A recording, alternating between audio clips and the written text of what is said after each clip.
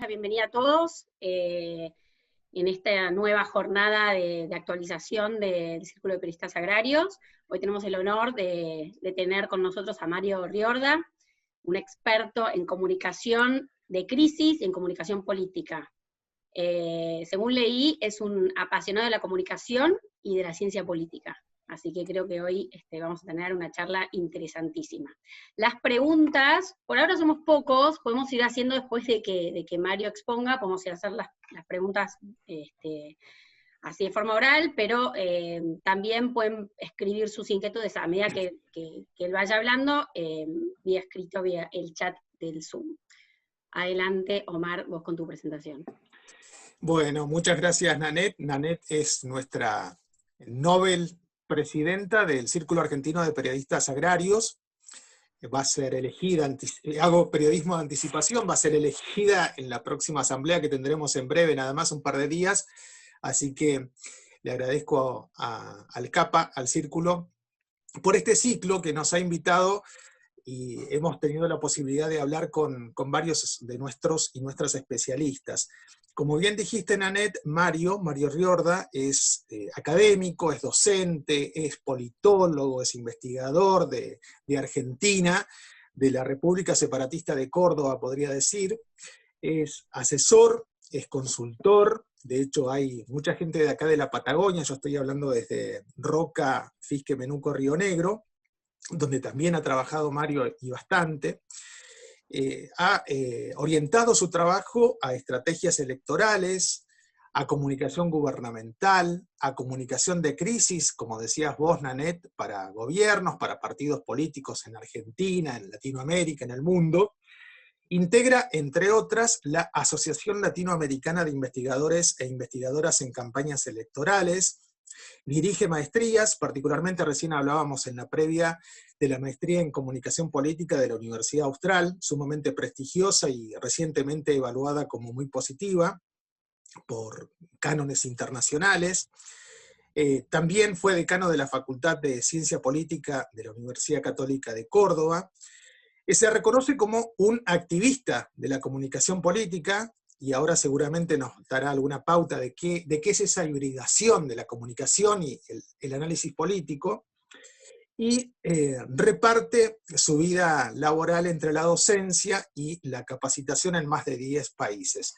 Ha escrito casi una veintena de libros, hoy hablaremos de uno en particular, que gracias a Claudia, que creo que está en línea, que es nuestra librera de acá de la ciudad, ya lo tenemos. Para aquel que no sepa, es uno de los libros que recientemente acaba de publicar, no solo, ahora nos va a contar con quién está, aunque el título seguramente ya lo dice. Bueno, investiga, como dijiste, Nanette, las crisis en el sector público y las diferencias con el sector privado, entre otras cuestiones. Mario, muchas gracias por tu tiempo en esta tarde. ¿Cómo estás? Bueno, muchísimas gracias. Gracias, Omar, por la presentación. También, Nanette, ya como presidente, no sé llamarte electa, más allá de que no has asumido, a cargo. Bien, sí. Bien. Y obviamente a todas y todos por ser parte de esta charla o este conversatorio. Omar me había comentado que la idea era conversar, básicamente, no exponer, y obviamente no tengo un speech preparado para, si ustedes quieren, puedo hablar sin ningún tipo de problema, pero la idea obviamente es buscar el feedback. En todo caso, sí me parece interesante hacer algunas observaciones que pudieran tener que ver, o algunos pensamientos que de alguna manera den pistas de lo que significa el libro, y más que el libro también, algún modo de pensamiento, de ideas que se plasmaron en el libro y otras no tanto, ¿no? Este libro particularmente tiene que ver con una obsesión que hace muchos años. Yo he dejado un poquito el mundo electoral y me he corrido a un mundo que me apasiona ya hace mucho tiempo, en el marco de la construcción teórica de lo que representa la comunicación gubernamental. Tengo muchos escritos en ese sentido, muchos escritos que además forman parte prácticamente del mundo iberoamericano, de la totalidad de las universidades donde se enseña la comunicación de gobierno, en general la comunicación política, con muchas investigaciones, algunas muy grandes. Con el Banco Interamericano de Desarrollo pude realizar el estudio Gobernauta, es uno de los estudios más grandes del mundo que se ha hecho en la relación gobierno-ciudadanía a través de una comparación de los 61 distritos de más de 1 millón de habitantes en toda la región. Es un trabajo monstruoso que en su momento pudimos hacer, que derivó en un libro que es El Gobernauta Latinoamericano. Y particularmente siempre me interesó, me obsesionó el estudio de la comunicación de crisis. Muy tempranamente, hace ya, si no me equivoco, 13 años, venía dando, sobre todo en España, en el Instituto Ortega y Gasset, con la Universidad Complutense, cursos sobre crisis. Y la verdad es que me fascina por mi actividad de consultoría. A cada rato a uno le toca estar en situaciones de crisis de verdad, y ya lo voy a explicar a qué llamo crisis de verdad, ¿no? No a tensiones ni conflictividades, donde muchas veces llamamos crisis a cualquier cosa, incluyendo muchas cosas que técnicamente no son crisis, e incluso por un problema como a veces la propia política o los propios sectores los que crean esta idea de crisis cuando esta literalmente no existe, ¿no? Así que, más allá de esto, yo les cuento de confianza, algunas editoriales me habían rechazado nunca el escrito o el contenido del libro, sino el título, que el título es una frase atribuida a Mike Tyson: cualquiera tiene un plan hasta que te pegan en la cara. Y luego descubrimos, hurgando un poquito en la historia, que ni siquiera fue original de Mike Tyson, sino de un boxeador previo a Mike Tyson, también campeón del mundo en la categoría peso pesado, que era Joe Louis, ¿no? 2 décadas antes del propio Mike Tyson. Y es sumamente interesante esto porque, de alguna manera, el título, más allá de que tiene un subtítulo que es Aprender de las crisis, demuestra la complejidad de la gestión de crisis y también intenta, en primer lugar, desmitificar ciertas visiones edulcoradas que existen respecto de las crisis, ¿no? Yo le llamo visiones en formato Walt Disney, donde intentan mostrarnos que está bueno siempre entrar en proceso de crisis porque prácticamente va a haber una garantía de salida buena, porque toda crisis tiene siempre una oportunidad. Y la verdad es que lejos está de ser eso. Las crisis son procesos absolutamente traumáticos, devastadores para las reputaciones de las personas. Las crisis que terminan positivamente son una excepción. Generalmente de las crisis además se sale muy mal, se sale muy dañado. El nivel de estrés individual de quien padece las crisis o el nivel de estrés colectivo realmente es brutal. Y en ese sentido, incluso la capacidad de aprendizaje en términos pasados de lo que es un proceso crítico es absolutamente discreto, ¿no? Me he permitido tomar una cita de Alastair Campbell. Alastair Campbell ha sido uno de los consultores con más visibilidad a nivel internacional, que fue prácticamente un ladero en todo el gobierno de Tony Blair en Gran Bretaña, donde él en un libro, en unas memorias personales, decía que en un momento se puso a tipificar crisis, ¿no? Y solamente en el primer mes y con la letra A encontraba 6 crisis. Si acumulaba la cantidad de meses y todas las letras del abecedario, no tendría capacidad de registro memorístico para entender, para anotar la cantidad de crisis, hasta que en un momento dijo, wow, me estoy equivocando. ¿Y qué es ese proceso de autocrítica? Darse cuenta que en realidad lo que eran problemas y no necesariamente crisis, ¿no? Y los problemas o cosas que van mal son algo que sucede naturalmente, pero no significa crisis. Crisis son situaciones que literalmente no tan solo amenazan, sino que superan la capacidad previa en términos amenazantes, que superan la capacidad de respuesta y que además ponen en jaque la estabilidad de los sistemas de valores que sostienen a alguien o a una institución, ¿sí? Y poner en jaque la estabilidad del sistema de valores es una definición que para mí es exacta de lo que representa una crisis, porque es literalmente sacarle el piso a la identidad o a la esencia de algo o de alguien, ¿sí? Que a mí me cuestionen, vamos a imaginar, si tuviera una denuncia por plagio, literalmente lo que hace es poner literalmente en crisis la representación que como académico pueda tener. Perder el poder es poner en jaque el sistema de valores que sostiene al poder propiamente dicho, una parálisis, un nivel de bloqueo institucional que literalmente no te permita actuar, ¿no? Entonces, eso fue un detonante de esto, y pasó algo muy loco, y lo cuento aquí porque además está expresado en el prólogo del libro, y cuando digo loco es loco de verdad. Hay algunas cosas que en términos de construir confianza me considero muy, muy osado y juego con, hasta yo diría irresponsablemente. Un día, en el año 2017, yo estaba ya, había empezado a escribir un libro muy, muy situado en la dinámica de las crisis políticas especialmente, ¿sí?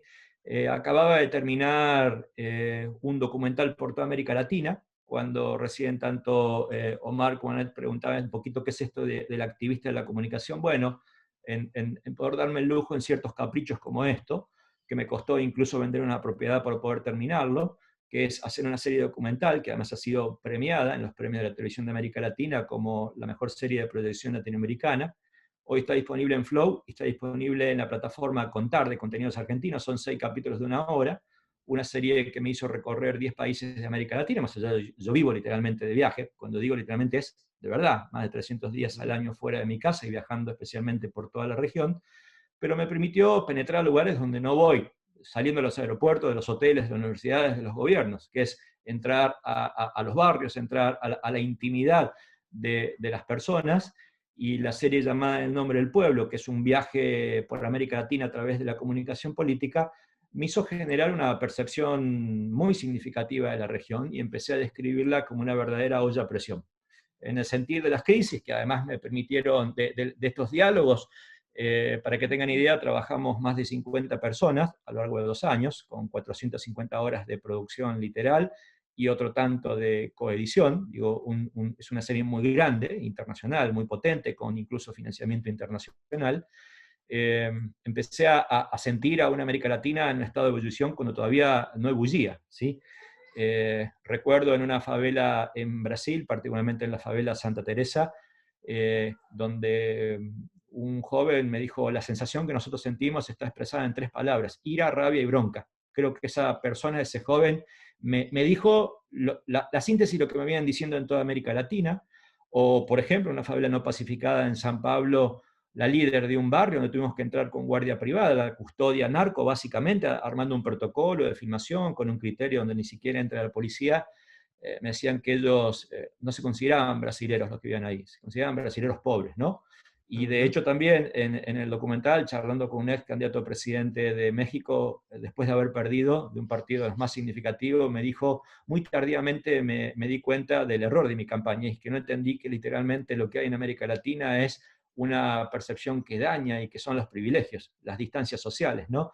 Entonces, digo, son cositas muy materializadas en 3 o 4 respuestas que dan cuenta de que sentía a flor de piel, independientemente de los datos objetivos, como politólogo que uno podía ver, de que era inminente, literalmente, algunos movimientos muy bruscos en América Latina. Y entonces hubo un día que madrugo, escribo mucho, y sobre todo a la madrugada, entonces me levanto y veo una noticia, me levanto para no ver noticias, ese día no sé por qué me tenté, y leí una noticia que fue una entrevista a una psiquiatra, médica psiquiatra, especialista en situaciones de emergencia y tratamiento de situaciones de alto nivel de estrés colectivo, llamada Silvia Ventolila. La googleé ahí mismo, me encantó su nota, la vi vestido de overol, en un traje, si ustedes la googlean, la van a ver vestido en un traje básicamente de los servicios de respuesta en emergencia. Me impactó lo que leyó, porque era lo mismo que yo digo y pienso y siento, desde una perspectiva distinta, básicamente de respuesta en emergencia. Y le escribí diciéndole: Silvia, no sé qué es de tu vida, googleé muy poquito, pero te invito a escribir un libro que se llamaría tal. Ya tenía el título, que era el título que efectivamente salió, y a las 3 horas, ella, con un muy bajo perfil, que ni siquiera me googleó, me dijo: vamos para adelante. Es un poquito irresponsable, pero vamos para adelante. Entonces nos unimos de la nada, sin conocernos, ¿sí? Pero de verdad lo digo, sin conocernos. Recién a los 3 meses de ese mail nos juntamos en Buenos Aires. No solamente hicimos una amistad muy grande, sino que además esto yo lo cuento porque es literalmente la esencia que transversaliza todo el libro, y es la interdisciplina. Y es que pensar las crisis de una única mirada es, de mi parte, un acto o una zona de confort, o es una mirada incompleta, y en todo caso además pudiera ser, aún con todo lo que he escrito e investigado, para que tengan idea, y eso es solamente una parte, gran parte de mi biblioteca, que es muy grande, da toda una vuelta, está centrada en el estudio de la comunicación y de las crisis, en la poca interacción que uno tiene con personas que están afuera de tu nicho o de tu espacio académico o de otra disciplina científica, te das cuenta que es imposible pensar en las crisis si uno no lo hace interdisciplinariamente, ¿no? Entonces, lo que hicimos fue básicamente un libro de política, de comunicación, de sociología de mi parte, de medicina, de psicología, de psiquiatría, de sanitarismo desde su parte, y esto nos abrió un mundo, ¿no? Nos abrió un mundo distinto, y es lo que da tónica de lo que representa literalmente este libro, ¿no? Que es un abordaje amplio desde perspectivas microindividuales, ¿no? Del saber hacer personal en crisis que tiene que ver con una enfermedad, que tiene que ver con una enfermedad terminal, con un divorcio violento, con una quiebra comercial, con un accidente que te puede pasar, hasta crisis en una perspectiva más social, de una dinámica de crisis económica, de crisis política, como las que se ha vivido. Y el libro estaba listo para ser publicado a fin del 2019, porque incorporamos una mirada especialmente de las crisis de Chile, de Ecuador y de Bolivia, eventualmente también de Colombia, y al surgir la pandemia decidimos postergarlo, y el libro se hizo muchísimo más grueso, y eso que lo podamos, e incorporó muchísima mirada de crisis que tiene que ver preferentemente con situaciones, con riesgo en perspectivas de desastre o en situación de desastre, que tiene que ver con miradas públicas, especialmente en crisis que recolectan pandemias pasadas o brotes epidemiológicos concentrados, tipo SARS, tipo Anthrax, tipo ébola, tipo H1N1, ¿no? Entonces, la verdad es que tiene una riqueza y una multidisciplina, y además una posibilidad de confrontar con ello desde el rol social que uno tiene como ciudadano o de la perspectiva individual en función de las vivencias. Y se nota eso, es un libro sumamente ameno. Y agradezco también esa invitación que hacen ustedes, tanto Silvia como vos, Mario, de una lectura al estilo Rayuela, ¿no? Y eso me parece interesante también porque las crisis como tal son bien diversas, cada una como lo venís describiendo. Me quedo con el bajo título, si te parece, para la siguiente pregunta, y reiteramos que vamos a ir haciendo las preguntas cuando ustedes quieran, abriendo el micrófono, solicitando por chat la apertura de ese micrófono. Acabas de ser muy claro respecto a esa visión romántica, digamos, de una crisis es una oportunidad, ¿no? Sos bastante crítico de eso. Entonces, ¿qué podemos aprender o de qué manera debería enseñarnos una crisis para aprender de la misma, según tu visión? Bien, yo creo que hay como 2 o 3 miradas que tienen que ver con la escala de esta respuesta, ¿sí?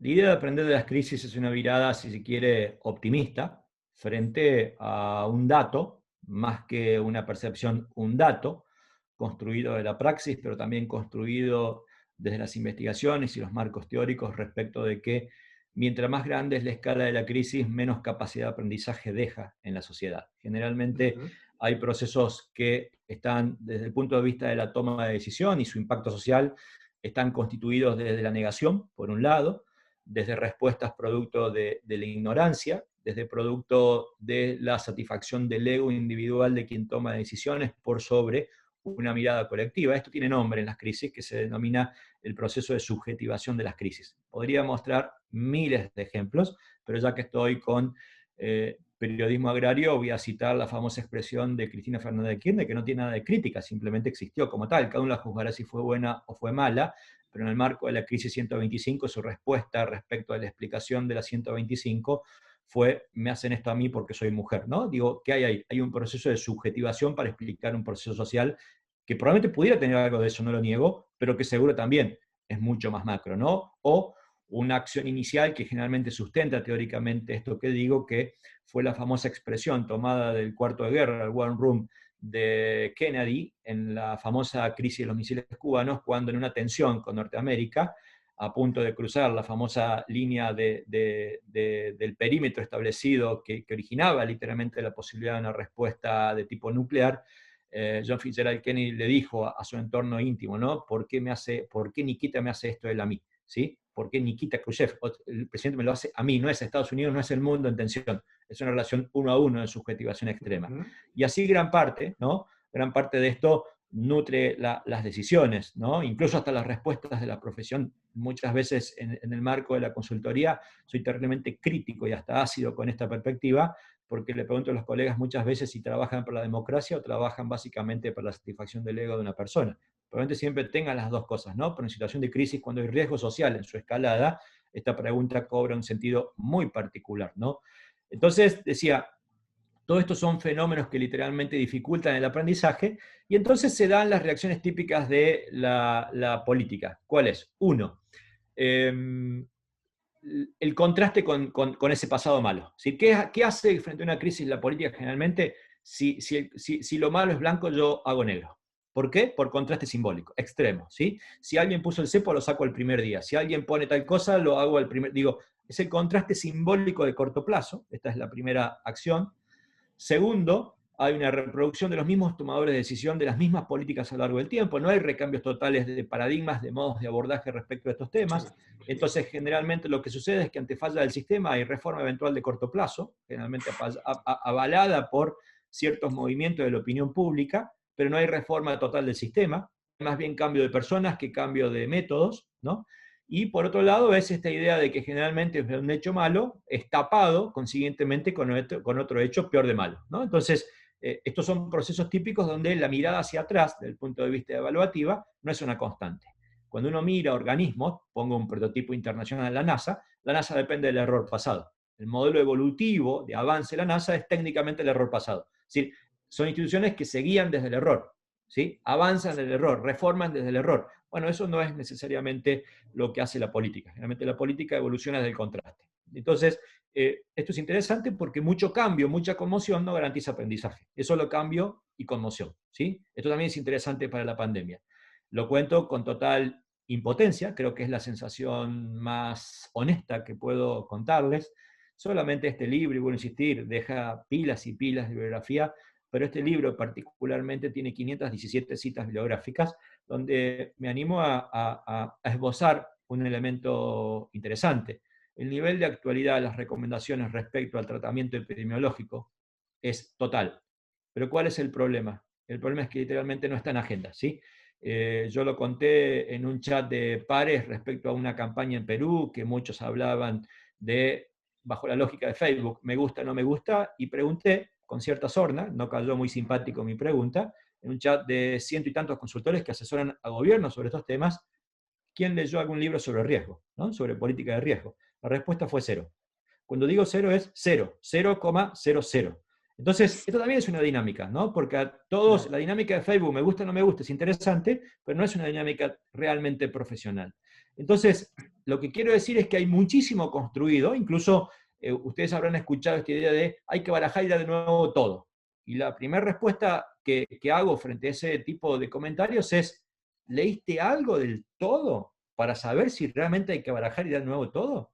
Y la respuesta es, lee y vas a ver el nivel de vigencia que tiene, particularmente todo, en este caso, en lo que tiene que ver con la pandemia, todo lo escrito, todo lo investigado, todo lo teorizado, desde la perspectiva médica, la perspectiva sociológica, la perspectiva de psicología social, desde la perspectiva sanitarista, de la perspectiva de reducción de riesgo de desastres, y tiene un nivel de vigencia total, que no hay, lo cual no deja de ser todo un verdadero drama. No hay una especie de rebalsar el área del mundo académico concentrado para inundar obviamente las áreas de gestión, para que se tenga conciencia de lo que significa la transversalidad de la política de riesgo, ¿no? Entonces, esto respecto a lo macro. Voy a una instancia intermedia. La instancia intermedia pueden ser las comunidades, ¿no?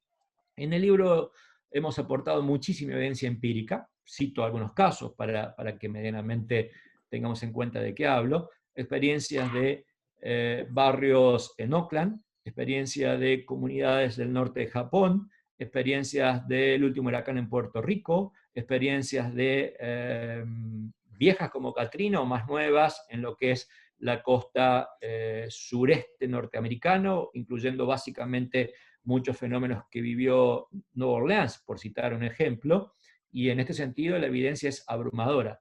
¿En qué es abrumadora? En que la resiliencia comunitaria, particularmente, si significa eso, la posibilidad de un aprendizaje, solamente se da de manera adecuada donde había mucho capital social previo. Y esto es fantástico, porque es lo mismo que vemos a nivel macro, cuando me preguntan ¿en qué país lo hizo bien? Probablemente ninguno, pero aquellos que tenían capacidad previa lo hicieron mucho mejor, ¿sí? Y por último queda, yo diría, la dimensión más compleja, la cual evidentemente no es mi expertise. El aporte de Silvia Ventolila ahí es no solamente sustantivo, sino fabuloso de escuchar, porque es una persona que trabaja estos temas en su vida, y es que, digo con cierta ironía, probablemente resiliencia debe ser una de las palabras más tatuadas en el mundo. Ayer, mientras hacíamos la presentación en otra universidad, Silvia mostró un tuit muy nuevito de una persona que se tatuó la palabra resiliencia, una noticia que salió hace días, una mujer se tatuó la palabra resiliencia porque se curó de unos hongos vaginales. ¿Sí? Y la pregunta entonces, esto que suena irónico y que suena crudo, ¿no? Y que no es humor negro, es algo que existió, La pregunta es, pensamos que todo es crisis y pensamos que cualquier cosa es resiliencia. Y ni todo es crisis, ni todo es resiliencia, ni tampoco la resiliencia es un proceso estrictamente voluntarista y personal. Requiere de capacidades para que el aprendizaje individual tras los incidentes críticos realmente tenga consistencia. Y requiere, por ejemplo, lo que se llama apoyo externo disponible. ¿Qué es esto? Son las redes sociales íntimas que te contienen. Y entonces la pregunta es, aquel que tenga familia, un entorno íntimo que te contenga, tiene muchas más chances de ser resilientes que aquel que esté solo o sola. Aquel que tenga, o aquella que tenga obra social, tiene mucho más chances de una asistencia múltiple, incluyendo salud mental, que aquel que no lo tenga. O los recursos psicológicos de las personas.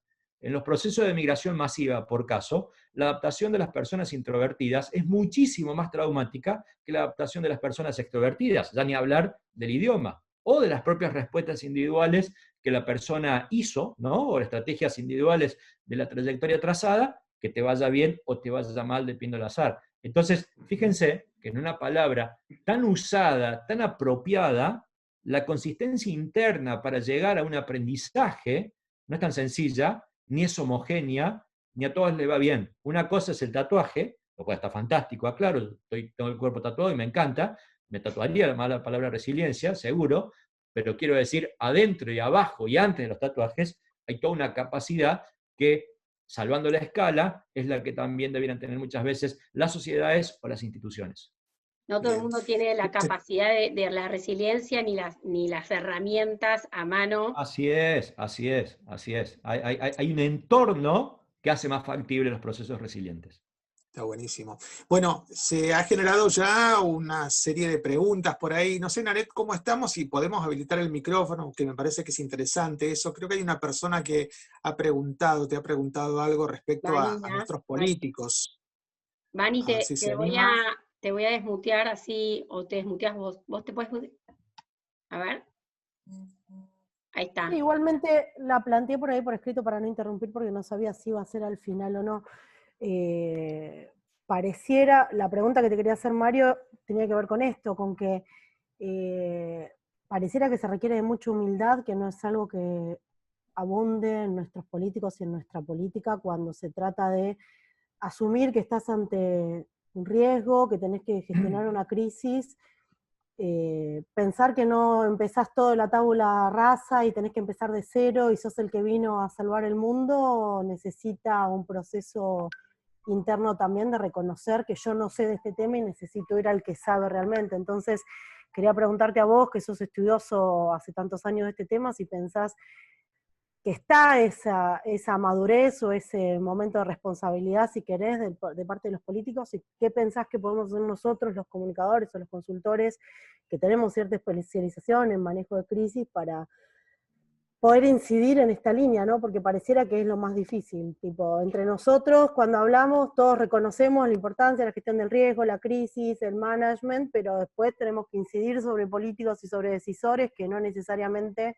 están siempre dispuestos a escuchar lo que uno tiene para decir, porque no siempre le gusta lo que tenemos para decir. Bien, buenísima pregunta. Quizás uno de los dos capítulos, a mi entender, más interesantes, con Silvia, aclaro que el libro fue escrito íntegramente entre los dos, más allá de que hay capítulos de una pertinencia mucho más cerca a lo de Silvia y uno más cerca a mis temas, pero los dos luego intervenimos mutuamente en todos los capítulos.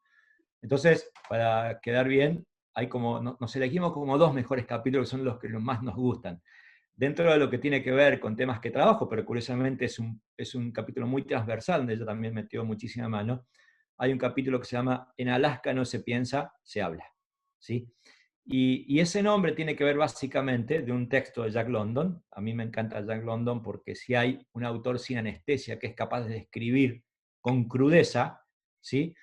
Es él. Y hay un cuento, esta frase viene a cuenta de uno de sus libros, Cuento de los Mares del Norte, donde él contaba que en Alaska había tanta tensión, ¿sí? Que nadie se animaba a hablarse mutuamente, pero que todo el mundo pensaba. Lo voy a traducir al criollo. Estaba carburando todo el mundo con muchísima tensión, pero había poco diálogo, ¿no? Entonces, yo he estado en muchos procesos de crisis, en situaciones de muchísima tensión, y la verdad es que fue la descripción más fantástica, ¿sí? de que puede escribir sociológicamente hablando de un proceso de toma de decisión en crisis. Pero además se corresponde con algo que está muy teorizado, se le denomina el altar de los líderes o el altar del liderazgo, y es que generalmente en procesos de muy alta tensión los liderazgos quedan solos o solas, ¿sí? ¿Por qué? Por tres tipos de razones. Uno, porque están irascibles, intratables, el nivel de estrés, están en lo que se llama psicológicamente estado de hiperalerta extremo, ¿sí? Entonces están intratables. La irascibilidad es un elemento importante que genera distancia en los equipos. Nadie se anima a hablarle a un líder o una líder ofuscada.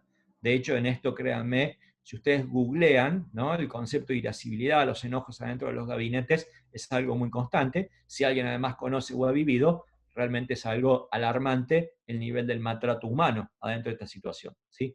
En segundo lugar, es lo que llaman, o podría entenderse dentro del altar de los liderazgos, la no complicidad.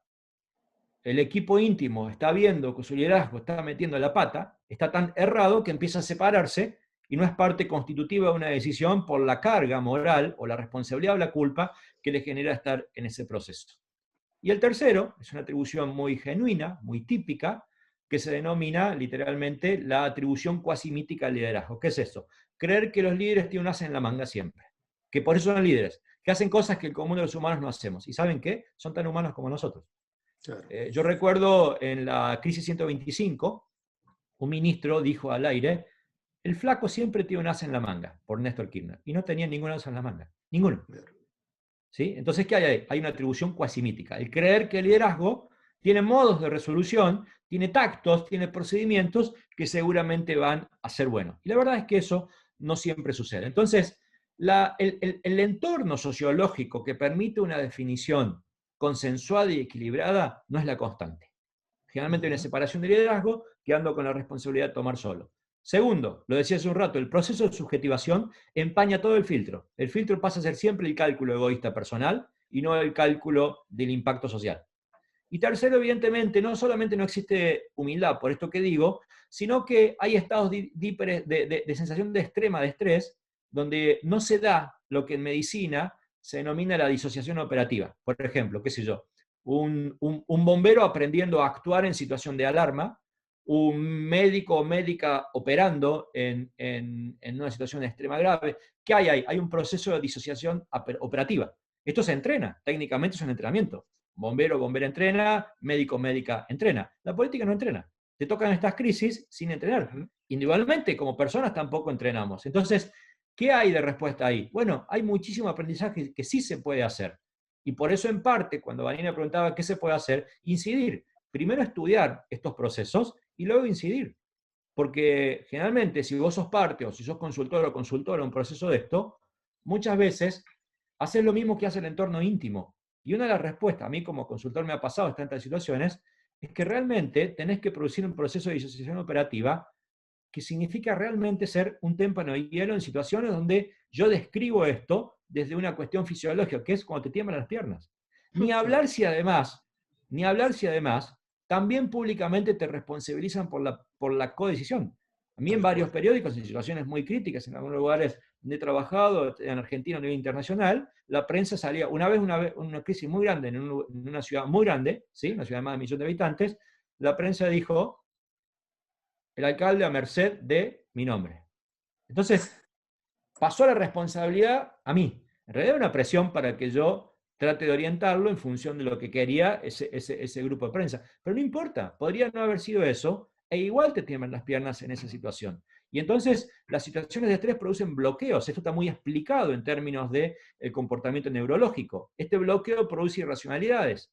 No es común que haya respuestas de un tipo que es inteligente, como Schiavi, que tras el accidente de Once, su respuesta fue, agradezcan que fue un domingo en un lunes, refiriéndose a que podría haber habido más gente, o que quieren que le haga si iban todos en el primer vagón y no en el último, ¿sí? O las respuestas, particularmente del ex gobernador de Veracruz, Miguel Alemán, que frente a lo que se llamó el incendio del Mercado Hidalgo, donde murieron 29 personas, él estaba de vacaciones, yo creo que era en Tahití o en alguna de esas islas, y en un contacto telefónico dijo, y además, ¿qué quieren que haga si yo no soy bombero?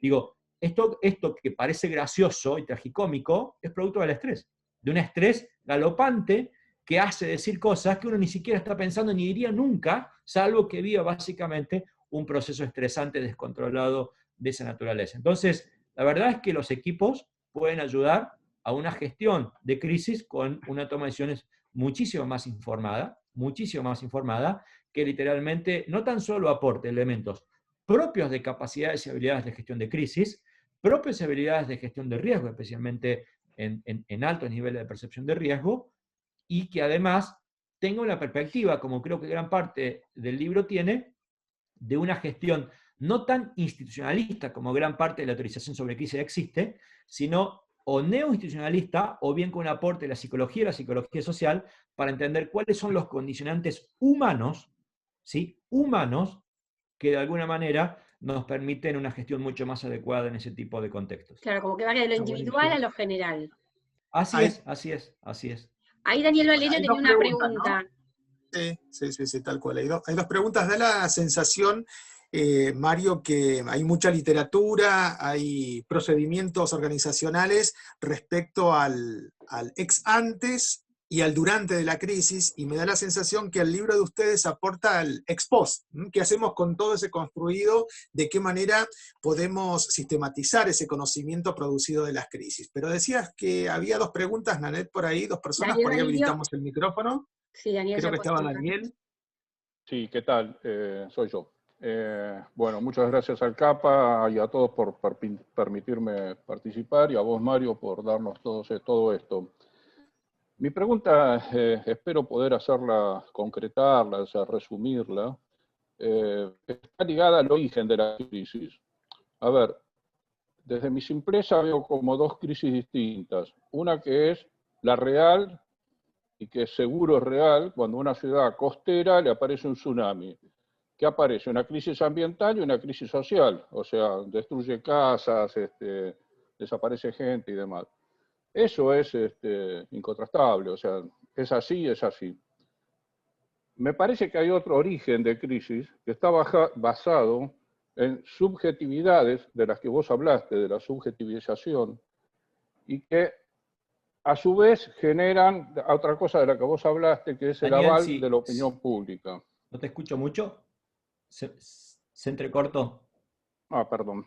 No sé hasta dónde. Yo decía que se me ocurría que No, había la dos segunda tipos de categoría de crisis. La segunda categoría, o sea, si no existen crisis que son generadas en base a subjetividades de las que vos mencionaste, hablaste de la subjetivación, me salió, y que a su vez esas subjetividades generan opinión pública, que a su vez la opinión pública, vos hablaste que avala, la opinión pública es uno de los avales que tiene.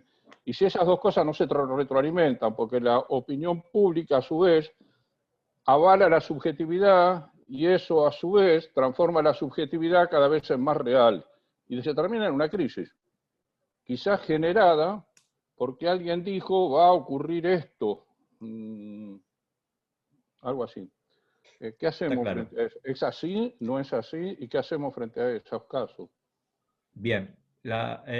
Gracias, Daniel, por tu pregunta, que no tiene nada de simple, sino todo de complejo. En parte, tu duda es uno de los problemas más serios de la gestión de crisis, que es dilucidar cuándo hay crisis y cuándo no. De hecho, todo empieza literalmente con esa concepción. No toda crisis tiene un punto objetivable. Frente a algún tipo de situación de algún hecho natural, mencionaste tsunami, pudiera haber sido otro. La verdad es que si uno fuera yo diría, excesivo amante de la comunicación de riesgo, diría que todo es prevenible, ¿sí?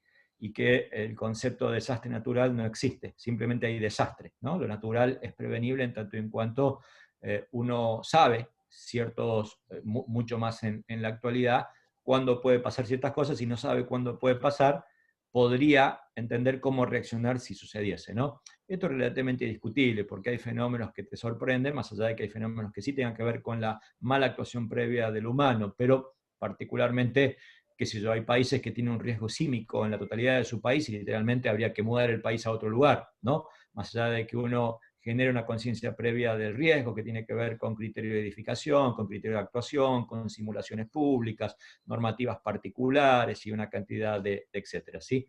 Ahora bien, sí es verdad que hay dos tipos, o más que dos tipos, una serie de tipología de crisis. Yo no me entré en la tipología en general porque generalmente eso es rico para analizarlo después, pero no antes para actuar. Sí hay algunas cosas importantes. Cuando se dan situaciones que representan un punto de quiebre, ¿sí? De una acción súbita, que puede ser natural o que puede ser social. Un escándalo, técnicamente, es una acción súbita. Aparece en un momento y genera una escalada que puede representar una espiral de violencia, ¿sí? No lo fue, por lo menos hasta que terminé de ver. Pero la hora de tensión, yo tenía anotado a las 5 de la tarde, le decía a Omar, he estado por un error mío, estrictamente mío. Entonces, ¿qué hice en esa hora? Vi el momento en donde se descontroló Plaza de Mayo y tuvieron que armar una especie de plan de salida de emergencia por atrás y después no sé qué más pasó. El nivel de tensión que había en ese momento era total, ¿sí? Ahí el concepto súbito es haber cortado de antemano y no haber planificado qué hacía si la gente hubiese reaccionado, y espero que no lo haya hecho, porque entramos aquí a esta charla. Entonces, hay un montón de acciones de lo súbito que requieren respuestas concretas. Ahora, hay veces que el fenómeno crisis se da bajo lo que se llama crisis crónica. ¿Qué es una crisis crónica? Es el efecto bola de nieve. Hay una acumulación a lo largo del tiempo que se va gestando, hasta algún hecho puntual, objetivo particular, desata una crisis que se convierte en aguda. La percepción de subjetividad del cambio de lo crónico al agudo depende por una percepción muy personal que es hay que actuar ya y ahora.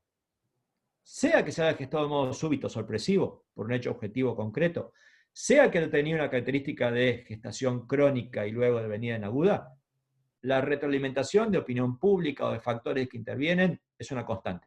Da lo mismo qué tipo de crisis sea. ¿Sí? Da lo mismo. Es una constante.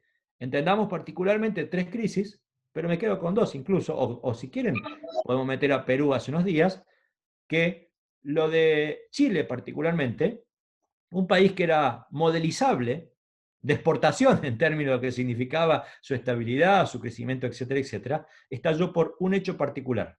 ¿Cuál fue el hecho particular? El aumento del precio del boleto del subte y una protesta generada básicamente por, especialmente, mujeres o niñas adolescentes, entre 14 y 16 años, que saltaron los molinetes del metro de Santiago de Chile. Y eso, decantó, luego ingresa más gente, activistas, y decantó en lo que significó Chile. La crisis no era tan grande. ¿Quién agravó la crisis ahí? El hecho objetivable, curiosamente, fue la respuesta política. De hecho, a partir de esa respuesta política, muy equivalente a lo que pasó en Ecuador, recuerden, no pasaba nada en Ecuador, salvo un presidente mal evaluado, pésimo, hasta el día de hoy el peor presidente de América Latina, Lenín Moreno, pero por lejos el peor, y ni hablar en términos de mala praxis económico, elimina un subsidio al transporte, y esto significaba el aumento básicamente de o el transporte de larga distancia, o en todo caso, el aumento de los costos de producción, muy impactado especialmente en el sector rural y específicamente de pueblos originarios organizados. Generó una movida rápida, que no fue violenta, pero la respuesta política de mala praxis hizo que la revuelta realmente fuese lo que llamamos crisis de confrontación.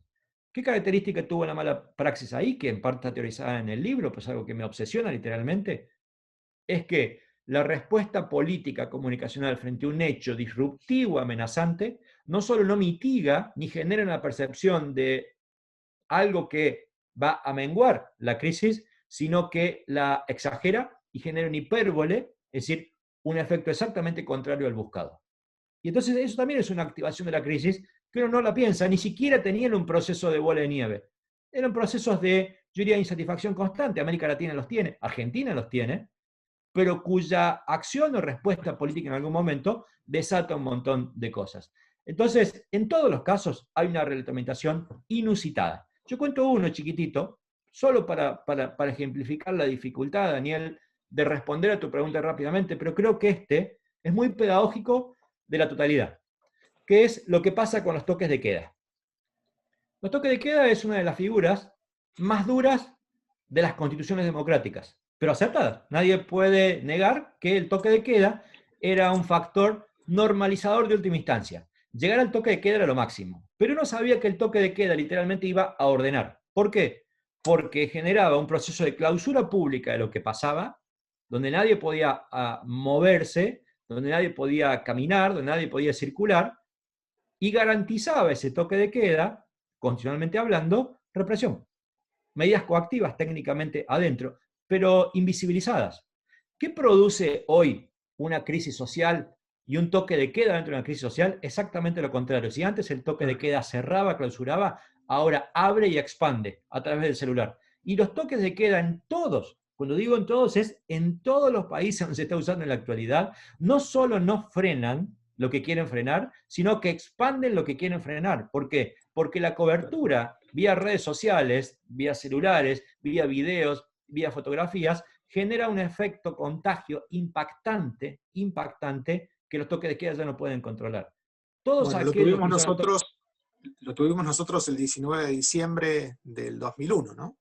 Pero totalmente, pero en ese momento no había redes sociales, por lo menos como ahora, había blogs a lo sumo, ¿sí? Hoy la inmediatez. Entonces, esto es lo impactante, ¿no? Es decir, hay una retroalimentación constante de todo punto de vista. Y entonces, ¿qué cosa hace difícil? Que toda la ausencia de prudencia previa es imposible usarla después porque se te descontrola. Generalmente aquellos que implantan toque de queda terminan cediendo a la corta o a la larga. E incluso en el durante, con manifestaciones de poderío militar o de fuerza de seguridad, hasta Donald Trump no pudo frenar con todo lo que significa la libertad que en parte tienen los sistemas norteamericanos en lo que refiere a seguridad pública ciudadana, y no lo pudieron frenar tampoco. Terminan cediendo a la corte de larga, ni hablar en América Latina. Ustedes recuerden que la foto típica de Piñera, de Lenín Moreno, hasta incluso Yanine Alves en Bolivia, o el presidente Duque en Colombia, fueron la foto central de un presidente o una presidenta con 4 militares, que son todas las fuerzas, atrás. Bueno, esto es, ninguno pudo no solamente frenar, sino que además era una demostración exagerada de un poder que habían perdido. Entonces, esto es interesante, ¿no? La dinámica de freno de las crisis es otra. Ni siquiera la dimensión represiva garantiza una crisis, sino que muchas veces hasta la expande, ¿no? Entonces, no todas las crisis terminan en actos represivos, pero es un ejemplo muy interesante para sostener esto de que una vez que se expande la retroalimentación, si no tiene prudencia desde el poder, en situaciones de crisis democráticas, hablo, obviamente, es bastante difícil, si no imposible, de controlarlas. Perfecto. Ya estamos completando la hora, Nanette, y me parece que hay una pregunta, la posibilidad de una pregunta, la última, ¿no? En la intervención de esta tarde. Elida. Sí. Acá estoy. Gracias, Mario, por tu sapiencia y por bajarnos conceptos tan claros sobre estas cuestiones. Yo me quería meter en el campo específicamente. Se está empezando a debatir en las instituciones que representan al sector agropecuario sobre la importancia de la comunicación, sobre cuál es el mensaje que se le brinda a la comunidad, pero también existe una sensación de crisis constante que, tomando lo que vos decís, no es tal. Hemos tenido la crisis de la 125 como el emblema del sector, pero de manera constante se viven como ciertos embates que el sector lo toma como una nueva crisis o ciertas comparaciones con lo que ha sido aquella gesta del año 2008. Entonces quiero tu mirada sobre esa sensación de crisis constante que tiene el campo, si es tal o cómo también se ve desde afuera del sector agropecuario. Quizás nosotros tan constantemente metidos en esto no sabemos diferenciar, y también cómo ves vos la comunicación que genera el campo argentino, ya sea en relación a la política o en relación a la sociedad en general. Bien, hace unos días X institución me contacta para un manual de crisis. Y mi respuesta fue contundente. Un manual de crisis es un modelo de crisis siglo XX. ¿Sí? Hoy las crisis no se pueden tipificar con una respuesta de manual. Sí, en todo caso, me parece que las instituciones tienen que tener un nivel de flexibilidad para entender que hay capacidades y habilidades. Capacidades y habilidades, hasta ahí. Si alguien vende un manual, yo sugeriría traten de no pagar tan caro, ¿no? Porque les va a quedar viejo mañana. Entonces, más allá de esta ironía, me da la sensación que hay un aprendizaje muy puntual, y creo que la crisis con el campo hoy puede ser, en todo caso, un problema preferentemente, yo diría, por un lado, en una tensión que impacta en lo económico, que difícilmente sea crisis, porque si el campo tiene un problema, creo que la sociedad en general tiene un problema, y me parece que no todo es crisis, ¿no? Porque si no, el día que haya una crisis es como que cualquier medida va a quedar corta, si efectivamente hoy estamos en crisis. Muchas veces en la teoría de la crisis hay lo que se llaman situaciones conflictivas, que son posturas extremas donde no hay punto de unión posible y siempre va a existir la tensión. Si uno va a alguna localidad donde hay minería, va a ver o entender claramente lo que significa una situación conflictiva. Son situaciones prácticamente sin arreglo, ¿no? En donde hay tensión dominante y funciona, ¿no? Y funciona básicamente porque nadie cruza, ¿no? Cuando alguien se anima de cruzar no digo de bando, sino los límites de lo más o menos razonablemente esperado, es cuando literalmente una situación conflictiva puede decantar en crisis. Ahora bien, esto es interesante. Cuando yo hablo de conflicto, nunca hablo de crisis. Y creo que lo que hay respecto al campo son situaciones conflictivas constantes. El conflicto técnicamente forma parte de la rutina. Yo, de hecho, cuando doy clase y hablo de la profesionalización, aquí hay, por lo menos veo dos, no sé si veo más de alumnos de la maestría que dirijo, claramente siempre diferencio lo que es situaciones de rutina de la gubernamentalidad o situaciones excepcionales de crisis. El conflicto nunca está en la crisis. El conflicto no es una antesala de las crisis, para nada. Es un componente de la comunicación gubernamental de rutina. De hecho, no solamente hay gobiernos, sino instituciones que sin esa conflictividad pierden la identidad. Yo no sé si pueden ir tan de la mano siempre, qué sé yo. Voy a poner un ícono de los contrastes, por lo menos con el kirchnerismo, que es sociedad rural, ¿sí? No sé si la sociedad rural tendría su misma identidad si va pegado a un gobierno. Por parte una conflictividad, ¿no? Digo, es constitutiva de su identidad, muchas veces. Entonces, lo que quiero decir es que el conflicto nunca es la antesala de la crisis. Pudiera un conflicto muy mal manejado y exagerado derivar en crisis, sí, pero de ninguna manera están atados a que uno es la antesala al otro. Es más, las situaciones conflictivas generalmente no decantan en crisis. Son, si se quiere, cierta garantía de status quo en tanto y en cuanto, insisto, todo el mundo entienda cuál es la grieta que los separa. Por eso son zonas de confort también las situaciones conflictivas, que permanecen en el tiempo porque nadie se anima a cruzar, ¿no? Tan cómodo identitariamente de su sector. Entonces me parece que esa es la idea del campo. ¿Cuál es el problema? El problema es que las situaciones conflictivas no siempre son simétricas, ¿sí? No es que es 50-50. Y entonces, yo no sé el nivel de simetría del campo respecto de la percepción mayoritaria de la sociedad. O lo podría decir, es más negativa que positiva. ¿Sí? Una cosa es la perspectiva del campo respecto de ciertos sectores del país. Yo aclaro, soy de Hernando, capitán nacional del maní. Mi viejo es productor agropecuario. Nací en el campo, me crié en el campo y, digo, tengo familia, campito chiquito, muy chiquitito, pero digo, vivo del campo. Todos mis amigos son productores agropecuarios, muy chiquitos, digo, pero es decir, entiendo la dinámica agropecuaria por donde nací, por donde viví y por lo que representa mi familia. Pero independientemente de la mirada del trabajador del campo, hay una constitución en torno al campo, mayoritariamente y fuera de las zonas rurales, que no necesariamente es buena, ¿no? El campo está en parte mirado con mucha capacidad de estigma, que no sé si fue de siempre, o es mucho más ahora, o fue quizás un eco de la 125, no lo sé, la verdad que no sé, no lo he estudiado.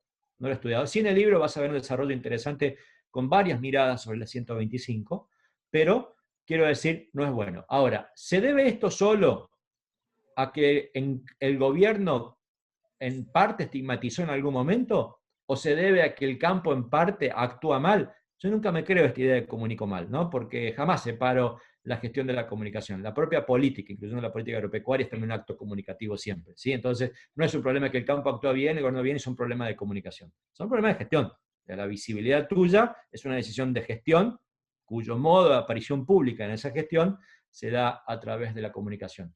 Sí está claro que pareciera ser que siempre el campo está a la defensiva, ¿no? Entonces, eso también es una mirada que, pensando en la mayoría de la sociedad, no siempre cae bien, ¿no? Fuera del núcleo, qué sé yo, del núcleo pampa, por así decirlo, o de algunos otros núcleos productivos donde el eje agropecuario es central. Aún así, también es verdad que el campo no es una cosa homogénea, ¿no? No es un concepto que sería muy fácil discernir. El campo es una sola cosa. Yo te puedo asegurar que si hacemos un estudio, nos sorprenderíamos sobre las múltiples visiones. El campo es técnicamente, en la comunicación tiene un nombre, es polisémico, ¿sí? Cada uno lo entiende de acuerdo a su percepción. Entonces, sería muy bueno, si es que no lo tienen hecho, ¿no? Es poder estudiar en algún momento la polisemia que genera el campo para decirte qué tan adecuada está la comunicación del campo respecto a las mayorías. Pero sí, justo, incluso hace unos días, alguien que ni siquiera podría asociar de intencionalidad kirchnerista, que creo que si no me equivoco,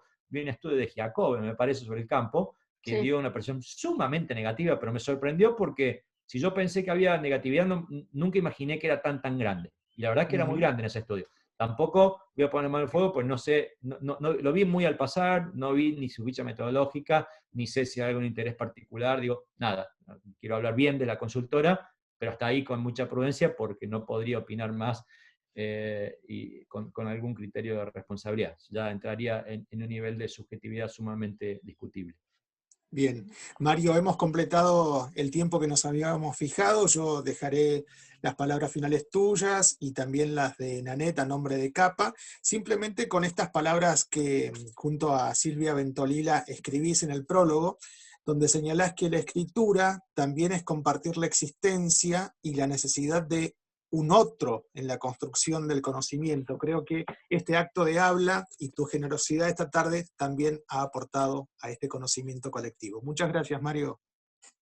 Por favor, más que agradecido, creo que esas palabras son suficientes como para demostrar lo que pienso. Muchas veces uno es un poquito pasional y vehemente en estas cosas, y hay veces que esa idea de lo pasional o vehemente se confunde con querer ser valiente y decir cosas que otros no dicen. La verdad es que no. Trato muchas veces de hablar sin herir, de cuidar las palabras, pero no por eso, no con ese objetivo de la asertividad, dejo de pensar críticamente algunos fenómenos donde creo que le hacen falta miradas éticas y miradas profesionales en su justo medio, ¿no?